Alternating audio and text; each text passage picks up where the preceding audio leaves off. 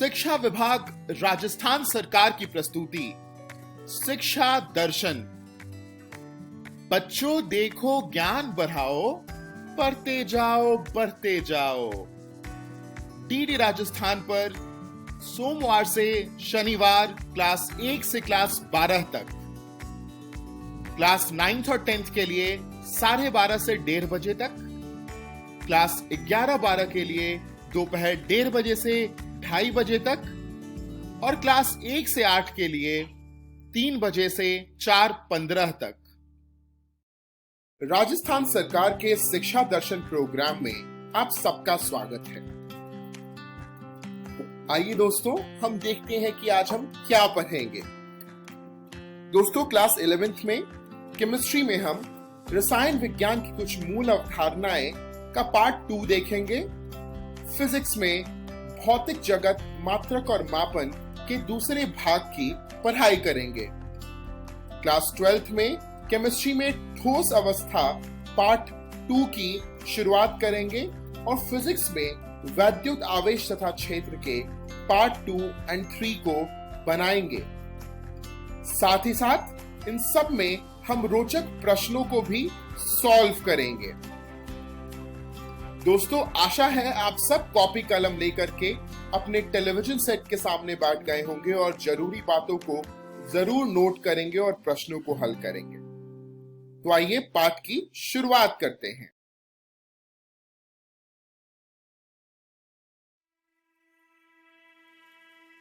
नमस्कार दोस्तों, आज हम अपना नया अध्याय शुरू करने जा रहे हैं जिसका नाम है रसायन विज्ञान की कुछ मूल अवधारणाएं का भाग 2। तो चलिए देखते हैं कि हम इस वीडियो में क्या पढ़ने वाले हैं। द्रव के गुणधर्म और उनका मापन, वैज्ञानिक संकेतन। तो चलिए शुरू करते हैं हम अपनी वीडियो को भौतिक राशियों के परिचय से। क्या आप भौतिक राशियों के बारे में जानते हैं? भौतिक राशियां उन राशियों को कहते हैं जिनका मापन और तौलन संभव हो। भौतिक राशियां 2 प्रकार की होती हैं। एक होती है मौलिक राशियां और दूसरी होती है व्युत्पन्न राशियां। आइए एक एक करके इन दोनों राशियों के बारे में जानते हैं। पहले बात करते हैं मौलिक राशियों के बारे में। मौलिक राशियां वह राशियां होती हैं जिन्हें अन्य के संदर्भ में व्यक्त नहीं किया जा सकता। उदाहरण से समझे तो तापमान, पदार्थ की मात्रा, द्रव्यमान, यह सब मौलिक राशियां कहलाती हैं क्योंकि इन्हें अन्य राशियों के संदर्भ में व्यक्त नहीं किया जा सकता। स्क्रीन पर दिया गया टेबल अन्य मौलिक राशियों को और उनके SI मात्रक के प्रतीक को दर्शाता है। आइए एक एक कर हम इन मौलिक राशियों के बारे में जानें। जैसे लंबाई, इसका SI मात्रक का प्रतीक है मीटर, जिसे हम m से लिखते हैं। द्रव्यमान, इसका SI मात्रक का प्रतीक है किलोग्राम, जिसे हम kg से प्रतीत करते हैं। समय, जिसका SI मात्रक का प्रतीक है सेकंड। वैद्युत धारा यानी इलेक्ट्रिक करंट, जिसका SI यूनिट है एम्पेयर, जिसे हम A से लिखते हैं। बाकी की मौलिक राशियों को आप अपने कॉपी में लिख सकते हैं। मौलिक राशियों के बाद हमारी दूसरी राशियां हैं व्युत्पन्न राशियां। आइए व्युत्पन्न राशियों की परिभाषा को देखते हैं। व्युत्पन्न राशियां वह राशियां होती हैं जिन्हें अन्य के संदर्भ में व्यक्त किया जा सकता है। उदाहरण से समझे तो त्वरण यानी एक्सेलरेशन, क्षेत्र यानी एरिया, यह सारी व्युत्पन्न राशियां कहलाती हैं। स्क्रीन पर दिया गया टेबल अन्य व्युत्पन्न राशियों को दर्शाता है और उनके एसआई मात्रक का प्रतीक भी दर्शा रहा है। जैसे त्वरण, जिसका एसआई मात्रक का प्रतीक है मीटर पर सेकंड स्क्वायर, घनत्व यानी डेंसिटी, जिसका एसआई मात्रक का प्रतीक है किलोग्राम पर मीटर क्यूब, दाब यानी प्रेशर, जिसका एसआई यूनिट या एसआई मात्रक का प्रतीक है पास्कल। बाकी की व्युत्पन्न राशियां आप अपनी कॉपी में लिख सकते हैं।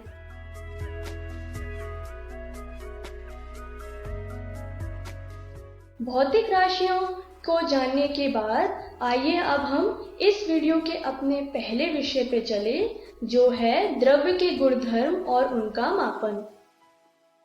द्रव्य के गुणधर्मों को मापने की दो प्रक्रिया दी गई। पहली है अंग्रेजी पद्धति या इंग्लिश सिस्टम, दूसरी है मीट्रिक पद्धति या मीट्रिक सिस्टम। मीट्रिक पद्धति को अंग्रेजी पद्धति से ज्यादा सुविधाजनक माना गया क्योंकि यह पद्धति दशमलव प्रणाली पर आधारित थी। मीट्रिक पद्धति 8वीं शताब्दी में फ्रांस में विकसित हुई थी।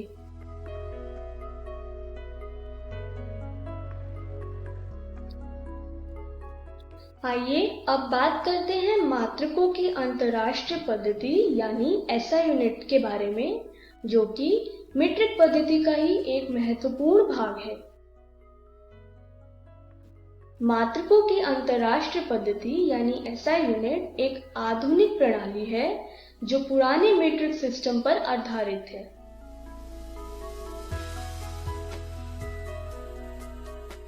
मात्रकों की अंतरराष्ट्रीय पद्धति भार और माप के 11वें सर्व सम्मेलन यानी 11th conference of weights and measures में स्वीकृत किया गया था। एसआई पद्धति में 7 आधार मात्रक है।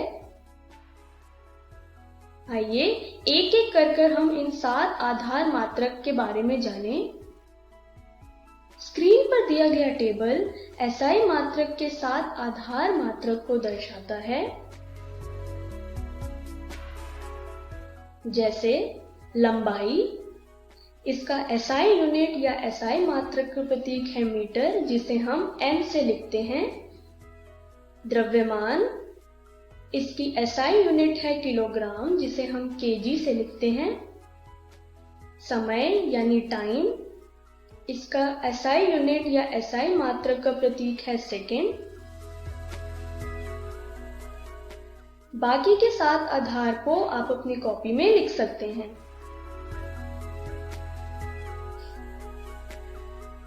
आइए अब बात करते हैं एसआई पद्धति में प्रयुक्त पूर्व लगन के बारे में।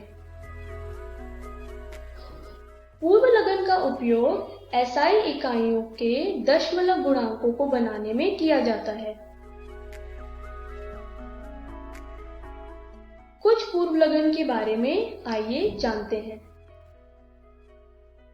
जैसे 10 की पावर -12 को हम पिको कहते हैं, 10 की पावर -3 को हम मिली कहते हैं, 10 की पावर -2 को हम सेंटी कहते हैं। उसी तरीके से 10 की पावर 12 को हम टेरा कहते हैं, 10 की पावर 3 को हम किलो कहते हैं और 10 की पावर 2 को हम हेक्टो कहते हैं। आइए अब हम अपने अगले विषय पे चले, जो है वैज्ञानिक संकेतन। वैज्ञानिक संकेतन एक गणितीय अभिव्यक्ति है जिसका उपयोग 1 और 10 के बीच दशमलव संख्या को 10 से गुणा करने के लिए किया जाता है, जिससे हम कम अंकों से बड़ी संख्या को लिख सकें। वैज्ञानिक संकेतन का एक महत्वपूर्ण भाग है सार्थक अंक। आइए अब हम सार्थक अंक को जानें। किसी राशि के मापन में प्रयुक्त वे अंक जो मापक यंत्र की यथार्थ के अंतर्गत उस राशि के मान को व्यक्त करते हैं, वह अंक सार्थक अंक कहलाते हैं। अनिश्चितता को व्यक्त करने के लिए पहले निश्चित अंक को अंतिम अंक के रूप में लिखा जाता है। आइए इसे एक उदाहरण से समझें।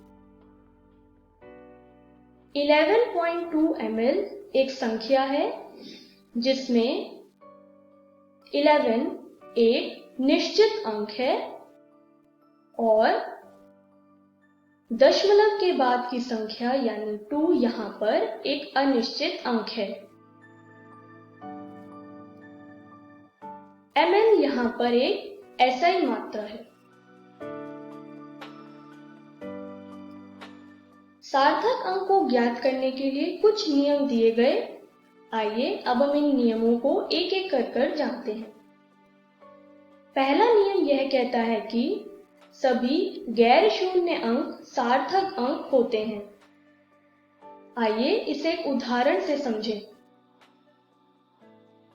285 में 3 सार्थक अंक हैं।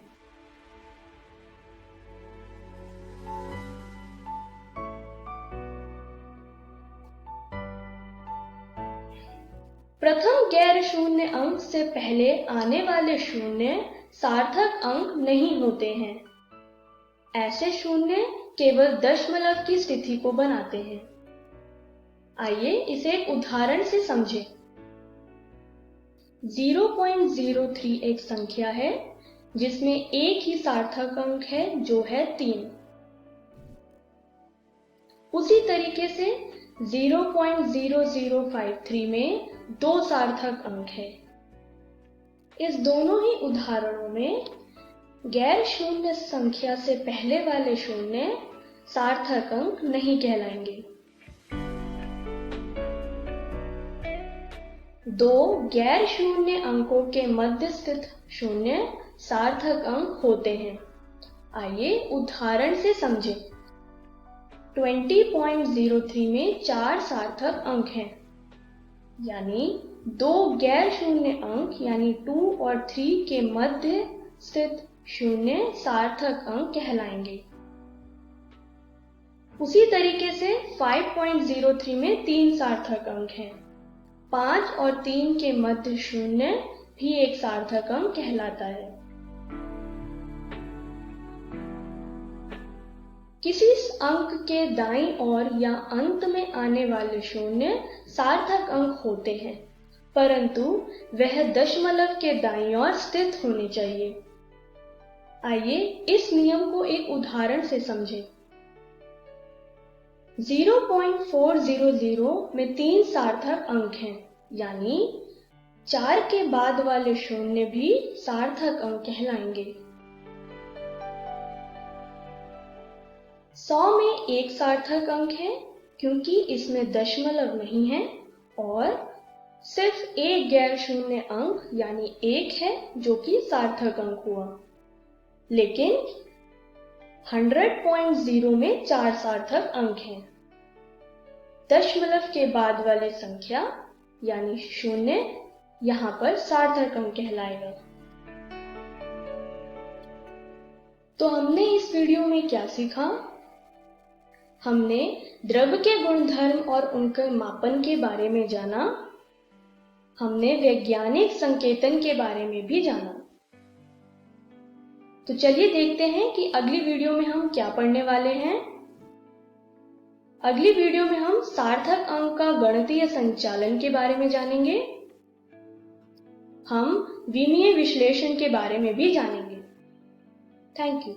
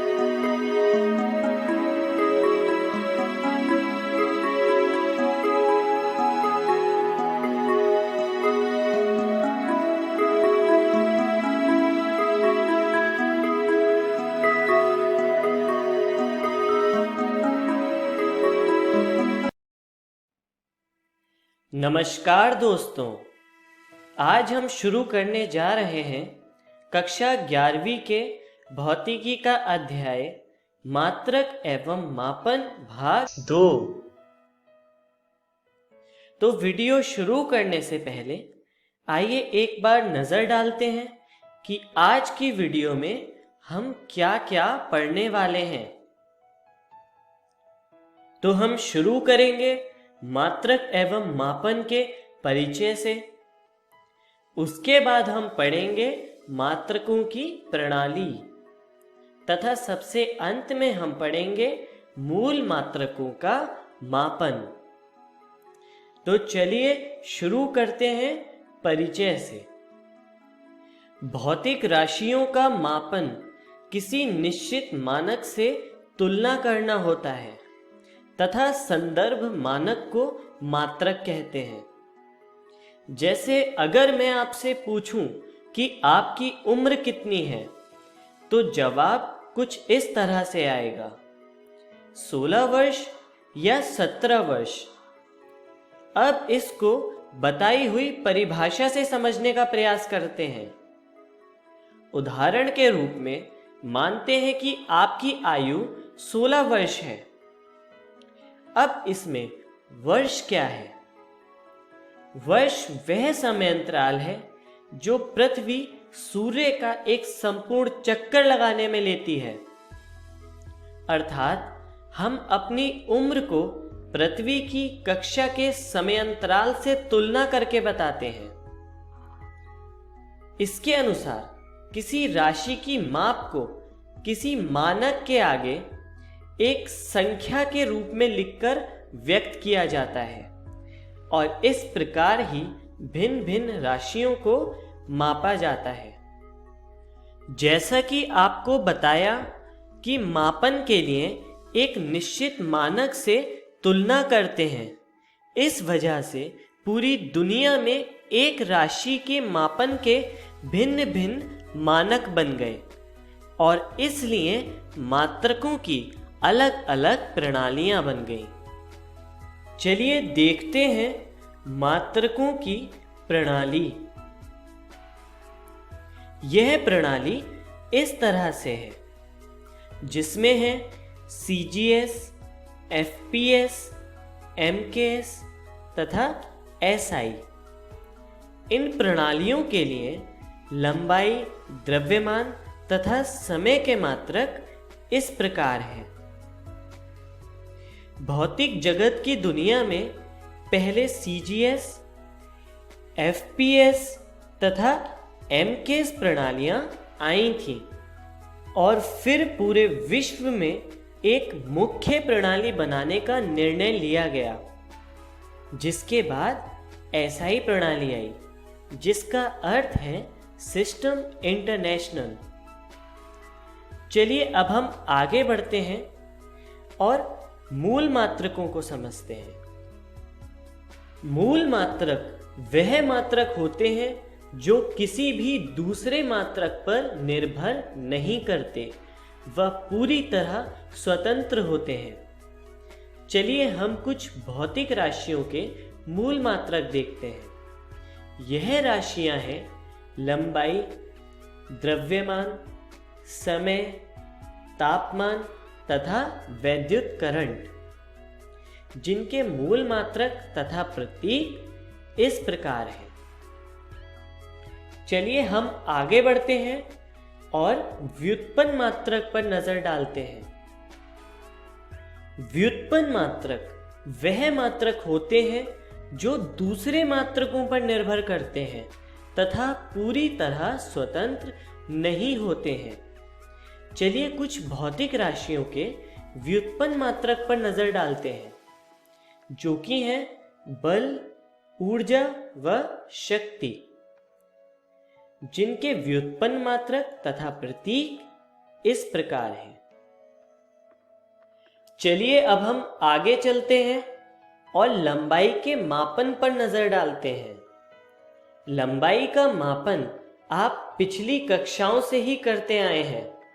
जैसा कि आप अपने पैमाने से दूरी मापते थे, जो कि सेंटीमीटर या मिलीमीटर में होती थी और छोटी लंबाई मापने के लिए वर्नियर कैलिपर्स तथा स्क्रू गेज का प्रयोग करते थे। पर क्या होगा अगर मैं आपसे कहूं कि आपको पृथ्वी से एक तारे तक की दूरी ज्ञात करनी है? तब यह दूरी आप किसी साधारण पैमाने से ज्ञात नहीं कर सकते। इसके लिए हम प्रयोग करते हैं लंबन विधि का।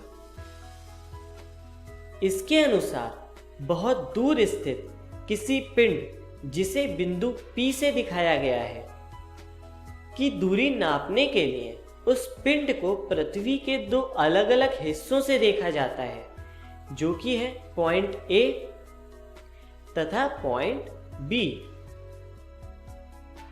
तथा दोनों स्थिति के बीच बने कोण को ज्ञात किया जाता है, जिस कोण को हम कहते हैं लंबन कोण। पिंड की दूरी बहुत अधिक होने की वजह से AB को एक चाप मान सकते हैं तथा हम प्रयोग कर सकते हैं सूत्र चाप बराबर त्रिज्या गुणा कोण, और इसके अनुसार लिखा जा सकता है AB बराबर AP गुणा थीटा, जहां से हमें मिलता है AP बराबर AB बटे थीटा, जहां पर AP उस पिंड तथा पृथ्वी के बीच की दूरी है। इस तरह लंबन विधि का प्रयोग करके बहुत बड़ी दूरी को ज्ञात किया जा सकता है।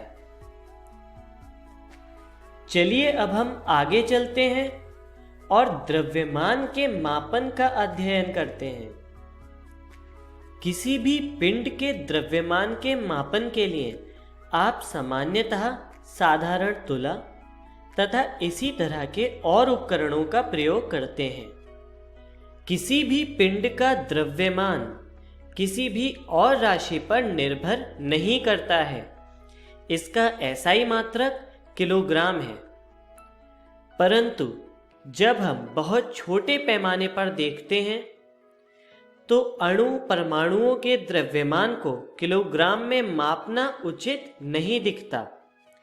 इसलिए इसे मापने के लिए एकीकृत परमाणु सहित मात्रक का प्रयोग किया जाता है। यह द्रव्यमान की एक मानक इकाई है जिसे परमाणु के द्रव्यमान को व्यक्त करने के लिए स्थापित किया गया है। इसके अनुसार 1U बराबर 1/12 कार्बन 12 परमाणु का द्रव्यमान, जहां पर 1U का मतलब है 1 एटॉमिक यूनिट, जो एकीकृत परमाणु सहित मात्रक की यूनिट है। चलिए अब हम आगे चलते हैं और समय के मापन पर नजर डालते हैं।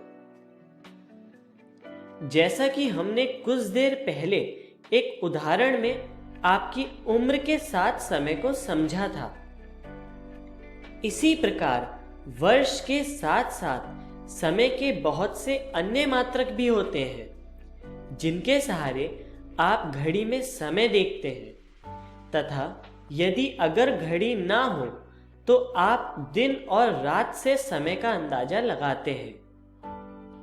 पर यदि हमें समय को बहुत शुद्धता से मापना हो तो उसके लिए हम परमाणुवीय मानक का प्रयोग करते हैं। इसके अनुसार समय एक सीजियम परमाणु में उत्पादित आवधिक कंपन पर आधारित है।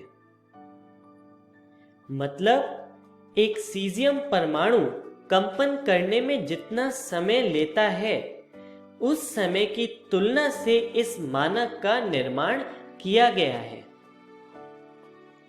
चलिए हम आगे चलते हैं और मापन में त्रुटियों के बारे में पढ़ते हैं।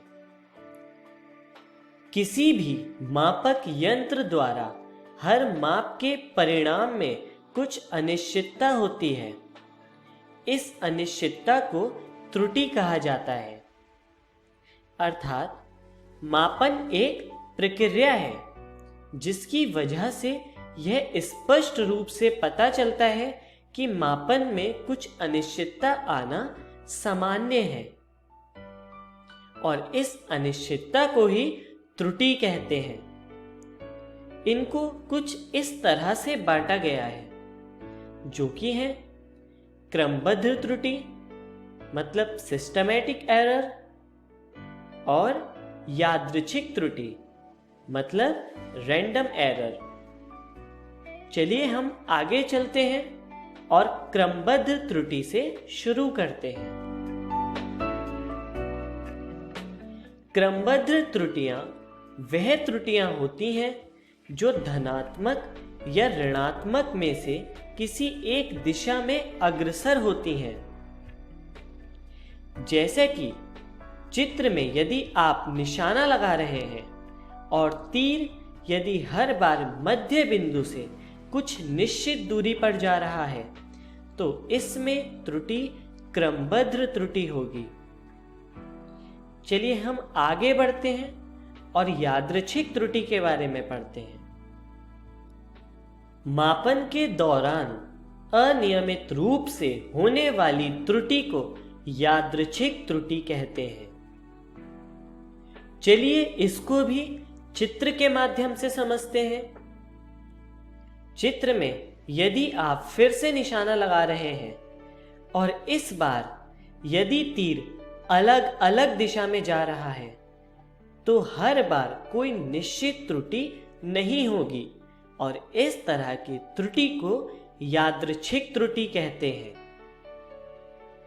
चलिए अब हम आगे बढ़ते हैं और जानते हैं कि इस वीडियो में हमने क्या क्या सीखा। सबसे पहले हमने पढ़ा भौतिकी का परिचय, उसके बाद हमने जाना प्रकृति में मूल बल तथा भौतिक नियमों की प्रकृति, तथा सबसे अंत में हमने पढ़ा मात्रक और मापन का परिचय। चलिए अब हम आगे चलते हैं और देखते हैं कि अगली वीडियो में हम क्या सीखने वाले हैं। तो अगली वीडियो में हम पढ़ेंगे त्रुटि विश्लेषण तथा सार्थक अंक।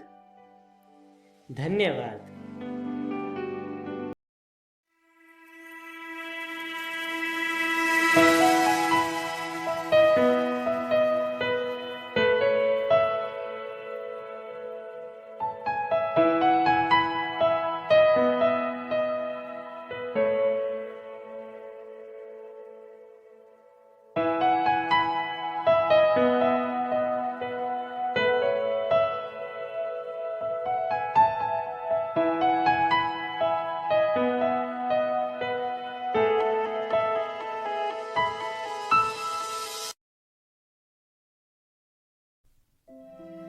नमस्कार दोस्तों, आज हम ठोस अवस्था का दूसरा वीडियो शुरू करने जा रहे हैं।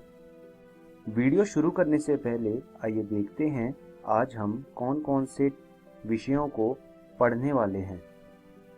सबसे पहले हम एकक कोशिकाओं में अवयवी कणों की संख्या के बारे में पढ़ेंगे। उसके बाद हम रिक्ति के बारे में पढ़ेंगे। आइए शुरू करते हैं एकक कोशिकाओं में अवयवी कणों की संख्या से। सबसे पहले शुरू करते हैं आद्य घनीय एकक कोशिका में अवयवी कणों की संख्या। आद्य घनीय एकक कोशिका वो कोशिका होती है जिसमें घनीय के 8 कोनों में एक एक परमाणु लगा होता है। जो घनीय के एक कोने में जो एक परमाणु होता है, उसका सिर्फ 1/8 हिस्सा ही घनीय के अंदर आता है और बचा हुआ हिस्सा घनीय के बाहर आता है। तो 1/8 को हम गुणा करेंगे 8 से और हमारा जो उत्तर आएगा वो 1 आएगा। तो यहाँ से हम ये कह सकते हैं कि आद्य घनीय एकक कोशिका में जो कुल परमाणु होते हैं वो 1 होता है। अब बात करते हैं अंतः केंद्रित घनीय एकक कोशिका के बारे में। अंतः केंद्रित घनीय एकक कोशिका में क्या होता है, घनीय के 8 कोनों में एक एक परमाणु लगा होता है और घनीय के एकदम बीचों बीच एक परमाणु मौजूद होता है। तो अगर हम इसके लिए कुल परमाणु निकालें तो जो कोने में 8 परमाणु हैं, मैंने आपको जैसे पहले बताया था, एक परमाणु का सिर्फ 1/8 हिस्सा ही घनीय के अंदर है और बचा हुआ बाहर है। तो 1/8 गुणा 8 और साथ में जमा 1 इसलिए किया क्योंकि घनीय के एकदम बीचों बीच एक पूरा परमाणु मौजूद है। तो जब हम जमा 1 करेंगे तो हमारा जो कुल परमाणु होंगे वो 2 आ जाएंगे। तो अंतः केंद्रित घनीय एकक कोष्टिका में कुल 2 परमाणु मौजूद होते हैं। अब बात करते हैं फलक केंद्रित घनीय एकक कोष्टिका में कितने परमाणु होते हैं। फलक केंद्रित घनीय एकक कोष्टिका में 8 कोनों में एक एक परमाणु मौजूद होता है और 6 फलक में हर एक फलक में एक एक परमाणु मौजूद होता है।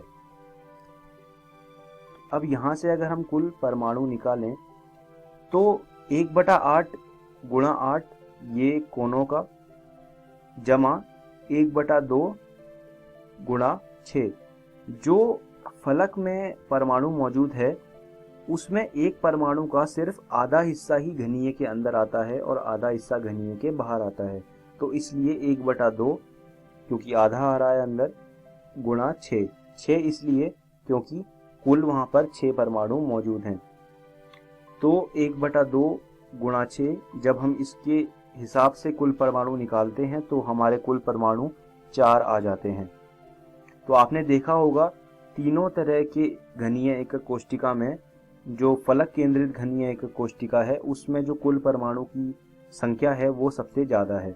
इस बात को आप ध्यान रखिए, ये अक्सर पूछा जाता है इम्तिहानों में। अब बात करते हैं एकक कोष्टिका में रिक्ति। देखिए, रिक्ति वो स्थान होता है जो खाली होता है। किसी भी एकक कोष्टिका में कुछ स्थान वो होता है जो परमाणु से भरा होता है, साथ ही साथ कुछ स्थान ऐसे भी होते हैं जो खाली होते हैं। तो खाली स्थानों को हम रिक्ति कहते हैं। अब रिक्ति के 2 प्रकार होते हैं। जो पहला प्रकार होता है उसे कहते हैं चतुष्फलकीय रिक्ति और जो दूसरा प्रकार होता है वो अष्टफलकीय रिक्ति। आइए एक एक करके जानते हैं कि ये क्या होती हैं। चतुष्फलकीय रिक्ति, जैसा कि आप नाम से ही देख पा रहे हैं कि चतुष्फलकीय मतलब 4 परमाणुओं से घिरी हुई। तो चतुष्फलकीय रिक्ति वो रिक्ति होती है जो 4 परमाणु से घिरी होती है। जैसा आप चित्र में देख पा रहे हैं कि 4 परमाणु हैं 4 कोनों में और बीच में जो है एक रिक्ति बन रही है। तो इस तरह की जो रिक्तियां होती हैं इन्हें चतुष्फलकीय रिक्ति कहा जाता है। अब बात करते हैं अष्टफलकीय रिक्ति के बारे में। जब 6 परमाणुओं के बीच में एक खाली स्थान छूट जाता है उसे अष्टफलकीय रिक्ति कहते हैं, या फिर इसे अन्य शब्दों में हम ये भी कह सकते हैं कि यह रिक्ति, अष्टफलकीय रिक्ति, वह रिक्ति होती है जो 6 परमाणुओं से घिरी होती है। चतुष्फलकीय रिक्ति और अष्टफलकीय रिक्ति बहुत ही महत्वपूर्ण चीजें हैं इस पूरे अध्याय में। तो आप इन 2 चीजों को अच्छे से पढ़ के जाइएगा। अब बात करते हैं रिक्ति की संख्या। तो जैसे चतुष्फलकीय रिक्ति और अष्टफलकीय रिक्तियां होती हैं तो हम उनकी संख्या भी निकाल सकते हैं। उनकी संख्या निकालने का एक बहुत ही आसान सा तरीका है जो आज मैं आपको बताने जा रहा हूं। चतुष्फलकीय रिक्तियों की संख्या जो है वो एकक कोष्टिका में कुल परमाणु की संख्या की दुगनी होती है। मतलब जैसे किसी एकक कोष्टिका में कुल परमाणु 4 हैं तो उसमें जो चतुष्फलकीय रिक्तियां होंगी वो 8 होंगी, वो दुगनी हो जाएंगी कुल परमाणु की संख्या के। वहीं अगर बात करें कि अष्टफलकीय रिक्तियां, तो अष्टफलकीय रिक्ति की संख्या एकक कोष्टिका में कुल परमाणु की संख्या के बराबर होती है। हम वही उदाहरण लेते हैं कि एक जो एकक कोष्टिका है उसमें 4 परमाणु हैं कुल, तो उसमें कितनी अष्टफलकीय रिक्तियां होंगी? तो उसमें जो अष्टफलकीय रिक्तियां होंगी वो 4 ही होंगी। तो अब हम अपनी वीडियो के अंत की तरफ बढ़ रहे हैं। तो आइए जानते हैं कि आज की इस वीडियो में हमने क्या क्या चीज़ें सीखी। सबसे पहले हमने पढ़ा एकक कोष्ठिकाओं में अवयवी कणों की संख्या के बारे में।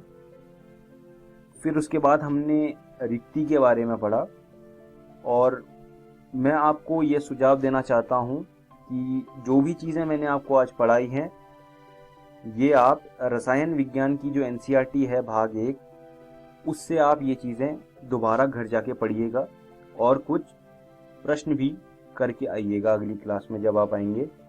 तो अब देखते हैं कि अगली वीडियो में हम क्या क्या पढ़ने वाले हैं। तो अगली वीडियो में हम सबसे पहले संकुलन क्षमता के बारे में पढ़ेंगे।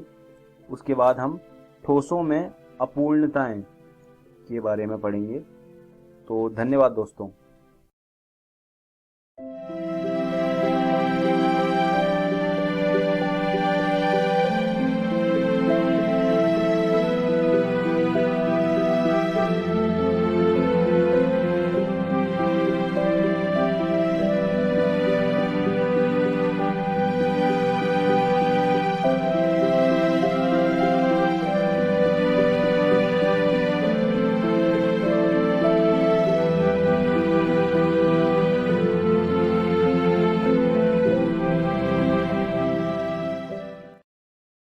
हेलो दोस्तों, आइए शुरू करते हैं हमारे पहले अध्याय वैद्युत आवेश तथा क्षेत्र का दूसरा भाग। दोस्तों, कल के पाठ में हमने जाना था वैद्युत आवेश के बारे में, जिसके बाद आज हम जानेंगे इन्हीं वैद्युत आवेश के मूल गुणों को। तो चलिए शुरू करते हैं। दोस्तों, वैद्युत आवेश के मूल गुणों में आज हम बात करेंगे मुख्यतः 3 गुणों की: आवेशों की योज्यता, वैद्युत आवेश का संरक्षण नियम और वैद्युत आवेश का क्वांटमीकरण। तो आइए सबसे पहले समझते हैं पहला गुण, यानी आवेशों की योज्यता। अब आप सोच रहे होंगे कि यह योज्यता क्या है, तो इसे हम एक उदाहरण से समझते हैं। मान लीजिए हमारे पास कोई एक वस्तु है, जैसे कि ये बॉल।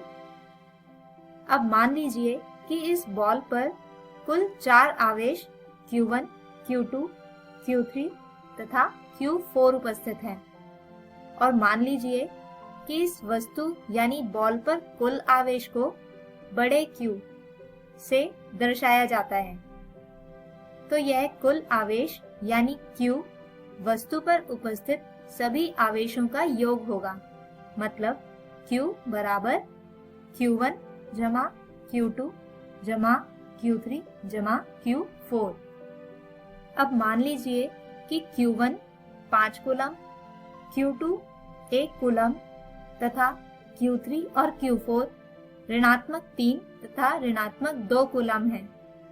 तो आवेशों की योज्यता नियम के अनुसार कुल आवेश Q बराबर होगा 5 जमा 1 घटा 3 घटा 2 के, जिसे हल करने पर Q आता है धनात्मक 1 कूलम के। यानी आवेशों की योज्यता का अर्थ है किसी वस्तु पर कुल आवेश वस्तु पर उपस्थित आवेशों का उनके चिन्ह के अनुसार योग होना। चलिए अब बात करते हैं आवेशों के दूसरे मूल गुण, यानी वैद्युत आवेश का संरक्षण नियम। इसे समझते हैं। मान लीजिए हमारे पास 2 छड़ हैं, जिसमें से किसी एक छड़ पर कुछ आवेश उपस्थित है और यह दोनों ही छड़ मिलकर बनाती हैं एक निकाय यानी सिस्टम। तो हम देख सकते हैं कि इस निकाय का कुल आवेश है 3 कूलम। अब मान लीजिए कि यह आवेश किसी कारण एक छड़ से दूसरी छड़ पर स्थानांतरित हो जाता है, और जैसा कि हमने पहले ही कहा था कि पूरा निकाय इन दोनों छड़ों को मिलाकर बनता है। तो अब अगर आप देखें तो इस निकाय के कुल आवेश जो स्थानांतरण से पहले 3 कूलम था, आवेशों के स्थानांतरण के बाद भी 3 कूलम ही है। यानी इस पूरी क्रिया में दूसरी छड़ आवेशित भी हो गई, किंतु निकाय का कुल आवेश उतना ही रहा। यानी किसी भी निकाय का कुल आवेश संरक्षित रहता है, अर्थात आवेश को न तो बनाया जा सकता है और न ही नष्ट किया जा सकता है। इसे केवल एक वस्तु से दूसरी वस्तु पर स्थानांतरित किया जा सकता है। चलिए आगे बढ़ते हैं और समझते हैं आवेशों का तीसरा मूल गुण, जो है आवेशों का क्वांटमीकरण। दोस्तों, इसे समझने से पहले हम जरा अपने दिमाग पर जोर डालकर यह याद कर लेते हैं कि किसी वस्तु को आवेशित किस किस प्रकार से किया जा सकता था। तो अगर आपको हमारा पिछला वीडियो याद होगा तो आप आसानी से बता सकते हैं कि किसी वस्तु को आवेशित करने की कुल 3 विधियां हैं: संपर्क द्वारा आवेशन, घर्षण द्वारा आवेशन और प्रेरण द्वारा आवेशन, जिसे हमने हमारे पिछले वीडियो में बताया था। अब आप सोच रहे होंगे कि मैंने आपको इन्हें याद करने को क्यों कहा। तो दोस्तों, इन तीनों ही विधियों में आवेश का स्थानांतरण होता है, और जैसा कि हम जानते हैं कि वस्तु में आवेश का वाहक होता है इलेक्ट्रॉन, तो यकीनन स्थानांतरण के समय एक पूरा इलेक्ट्रॉन ही एक से दूसरी वस्तु पर चला जाता है, न कि कोई आधा अधूरा इलेक्ट्रॉन। और दोस्तों, जैसा कि हम जानते ही हैं कि एक इलेक्ट्रॉन पर कुल आवेश होता है 1.6 गुणा 10 की घात ऋणात्मक 19 कूलम। यानी किसी भी वस्तु पर उत्पन्न आवेश Q को ज्ञात करने के लिए हमें बस उस वस्तु पर आए इलेक्ट्रॉन की संख्या जाननी है, और उस संख्या और इलेक्ट्रॉन का आवेश का गुणनफल हमें बताएगा वस्तु पर कुल आवेश की मात्रा, यानी Q बराबर NE, जहां Q वस्तु का कुल आवेश, N वस्तु पर उत्पन्न कुल इलेक्ट्रॉन तथा E एक इलेक्ट्रॉन का आवेश है।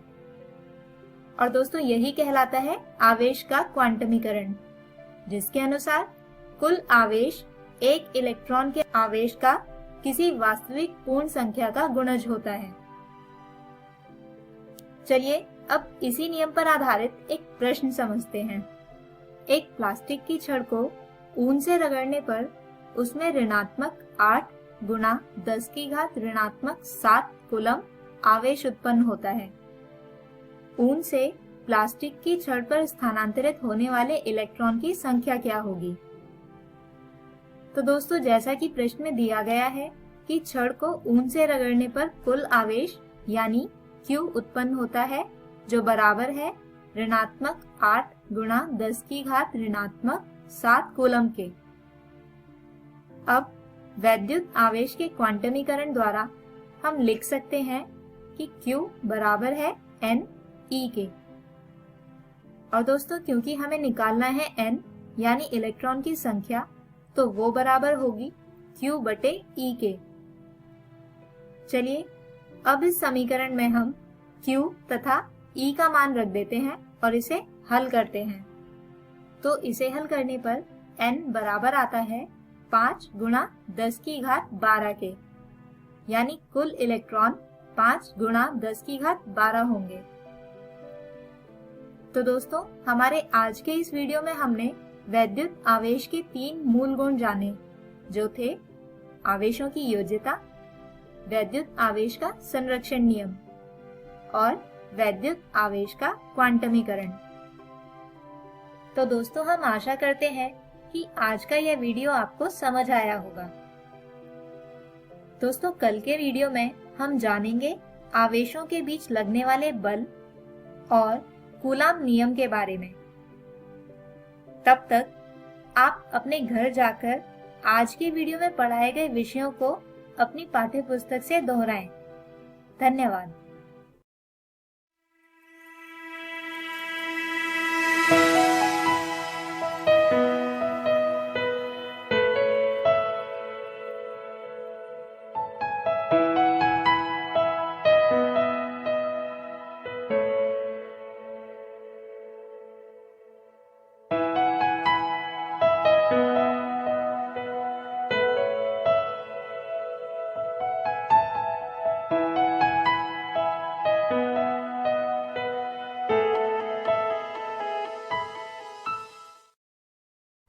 हेलो दोस्तों, इस वीडियो लेक्चर में आपका स्वागत है।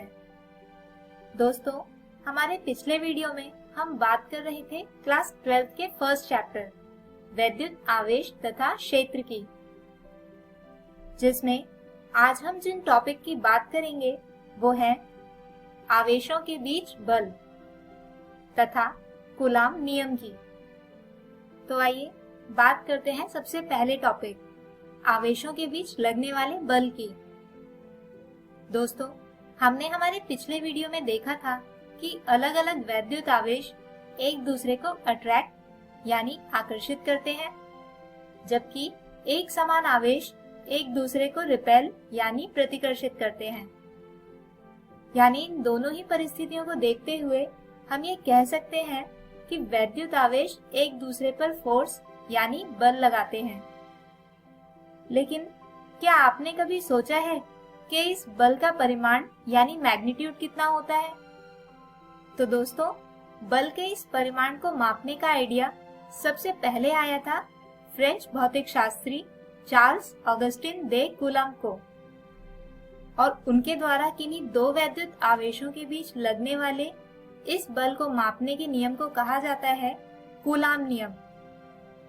दोस्तों, इस नियम के अनुसार किन्हीं दो वैद्युत आवेशों के बीच लगने वाले बल का परिमाण आवेशों के गुणनफल के अनुक्रमानुपाती होता है। यानी हम लिख सकते हैं कि बल अनुक्रमानुपात Q1 गुणा Q2। इसके अलावा ठीक गुरुत्वाकर्षण बल के जैसे ही इस बल का परिमाण भी व्युत्क्रमानुपाती होता है आवेशों के बीच की दूरी के वर्ग के। यानी अगर दोनों आवेशों के बीच की दूरी r है तो बल व्युत्क्रमानुपाती होगा r की घात 2 के। अब अगर हम इन दोनों ही स्टेटमेंट्स को साथ में लिखें तो बल के परिमाण F को लिखा जा सकता है अनुक्रमानुपात Q1 Q2 बटे r की घात 2। और अगर अनुक्रमानुपातिकता के चिन्ह को हटाया जाए तो F बराबर होगा K Q1 Q2 बटे R की घात 2 के। दोस्तों, यहाँ पर K को बोला जाता है आनुपातिकता स्थिरांक और इसका मान होता है 1/4 पाई एप्सिलॉन नॉट के। लेकिन दोस्तों, जैसा कि हम जानते हैं कि बल एक सदिश राशि होती है, यानी इसके परिमाण के साथ साथ इसकी एक निर्धारित दिशा भी होती है। और अगर हम माने कि यहाँ ये दो वैद्युत आवेश हैं जो एक दूसरे पर बल लगा रहे हैं, लाल वाले आवेश को हम 1 से अंकित करते हैं और नीले वाले आवेश को 2 से। अब जैसा कि हम देख रहे हैं कि ये दोनों ही आवेश एक दूसरे को अपनी ओर खींच रहे हैं, यानी आवेश 1 की वजह से आवेश 2 पर जो बल लग रहा है वो कुछ इस दिशा में होगा। दोस्तों, इसे हम लिख सकते हैं F21, यानी आवेश 2 पर आवेश 1 की वजह से लगने वाला बल। और ठीक इसी तरह आवेश 1 पर आवेश 2 की वजह से लगने वाला बल कुछ इस तरह से होगा और इसे लिखा जा सकता है F12, यानी आवेश 1 पर आवेश 2 की वजह से लगने वाला बल। अब दोस्तों, कूलाम नियम के अनुसार इन दोनों ही बलों का परिमाण होगा एक समान और जो बराबर होगा 1/4 पाई एप्सिलॉन नॉट गुणा Q1 Q2 बटे R की घात 2। दोस्तों, यहाँ पर एप्सिलॉन नॉट को कहा जाता है परमिटिविटी ऑफ वैक्यूम, यानी निर्वात की पारगम्यता, और इसका मान होता है 8.854 गुणा 10 की घात ऋणात्मक 12 कूलम की घात 2 प्रति न्यूटन प्रति मीटर स्क्वायर। और इस मान को रखकर हम निकाल सकते हैं 1/4 पाई एप्सिलॉन नॉट की वैल्यू, जो होती है 9 गुणा 10 की घात 9 न्यूटन मीटर स्क्वायर प्रति कूलम स्क्वायर के बराबर। आइए अब इसी नियम पर आधारित एक उदाहरण समझते हैं। क्वेश्चन है, 5 माइक्रोकूलम आवेश के 2 कणों को 1 मीटर लंबे विद्युत रोधी तार से जोड़ा जाता है तथा इस निकाय को एक चिकनी सतह वाली मेज पर रखा जाता है। तार में उत्पन्न होने वाले खिंचाव की गणना करें। यानी 2 कण जिनका आवेश 5-5 माइक्रोकूलम है किसी 1 मीटर लंबे विद्युत रोधी तार से जुड़े हैं। दोस्तों, तार विद्युत रोधी होने की वजह से यहाँ आवेश एक कण से दूसरे कण पर स्थानांतरित नहीं होगा। इसके अलावा ये पूरा निकाय एक चिकनी सतह वाली मेज पर रखा है जिससे किसी भी तरह की मूवमेंट को हम देख सकें। अब हमें निकालना है इस तार में उत्पन्न होने वाला खिंचाव।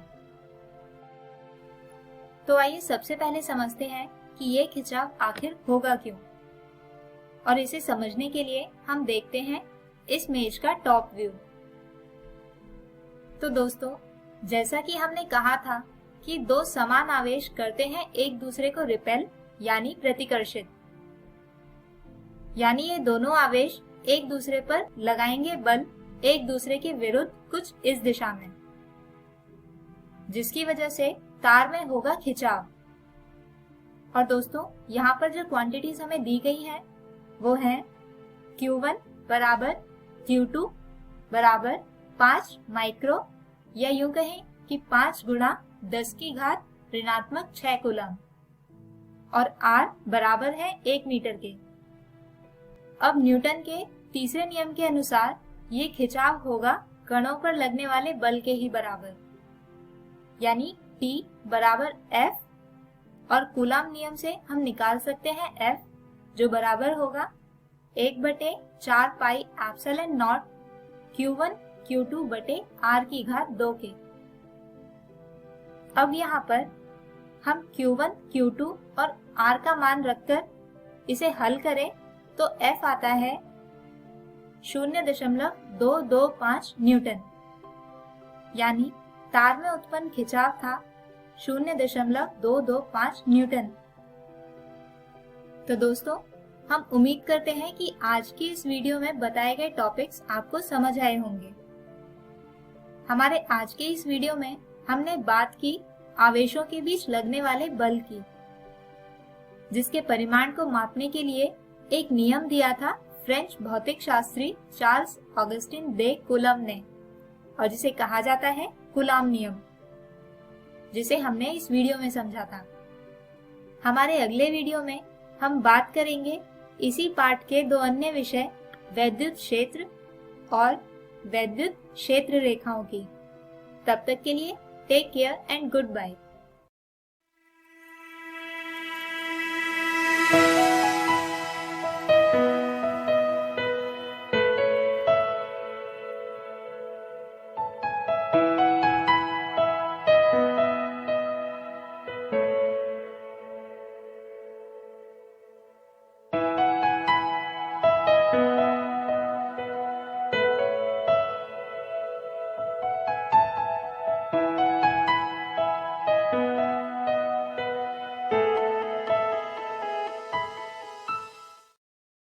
हेलो दोस्तों, आशा है आज के एपिसोड में आपको बहुत मजा आया होगा। तो आइए देखते हैं कि आज हमने क्या पढ़ा।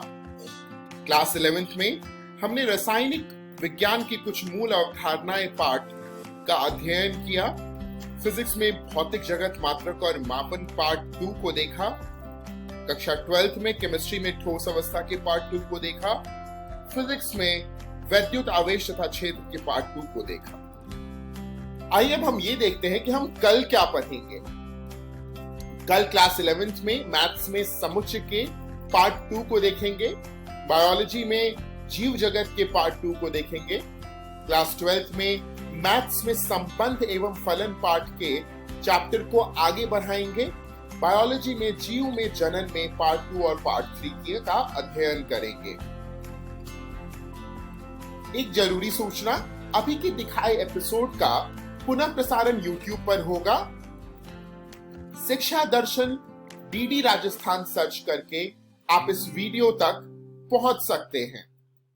धन्यवाद। इस प्रसारण से संबंधित सुझाव और अपने प्रश्न इत्यादि आप हमें इस ईमेल एड्रेस पे भेज सकते हैं शिक्षा दर्शन राजस्थान @gmail.com।